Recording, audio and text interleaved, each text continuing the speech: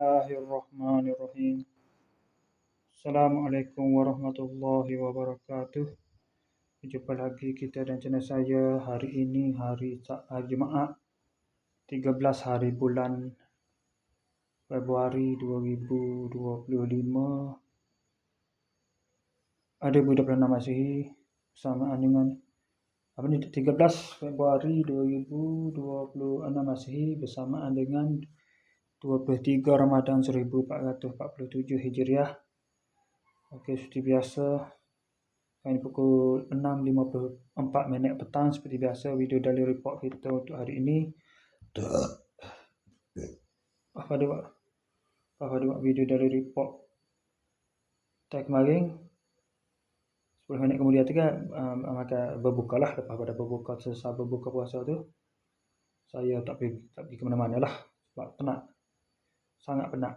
Sebab saya pergi mana, pulang alik pergi daripada ke Bukit Payung ke Pesaka apa semua tu, Bukit Payung ke Jetih apa semua tu, Bukit Payung pun dia pergi ke Jetih. Jadi memang penat dan panas molek Jadi saya terlelap pas main maghrib tu, terlelap. Bangun sedar-sedar tu pada pukul 9.20 malam dah. Jadi bangun tu terus semaya isyak lah. Semaya isyak, lepas tu tak pergi terawih lah.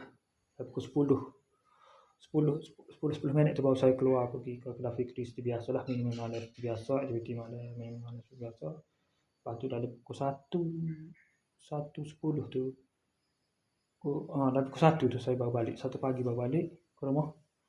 Lepas tu tidur dah pukul 2.40 pagi. Bangun pula pada pukul 5.10 untuk sembahyang makan sahur. Kemudian sembahyang subuh pada pukul 6.30. Sambung tidur pada pukul 7.30. Bangun pula pada pukul 1.20 untuk bersiap. Lepas tu bangun tu terus bersiap-siap untuk pergi ke sembahyang Jumaat, untuk pergi masjid untuk sembahyang Jumaat, terus pergi sembahyang Jumaat. Pas pada waktu sembahyang Jumaat tu saya terus pergi ke Jetih. Itulah nak selesai masalah duit tu. Tak selesai juga. Sebab tak selesai juga, tak dapat juga. Ada masalah sakutan dengan bank, apa tahu lah dia berkurang, tak tahu. Lepas tu saya pun balik lah. Terus balik pada pukul berapa tadi? Pukul 5 terus balik. Sampai ke sini kita balik pukul 6. Sampai ke mana dah pukul dekat kampung ni adalah 5.4. Sudah balik pukul 6 lah sampai dah.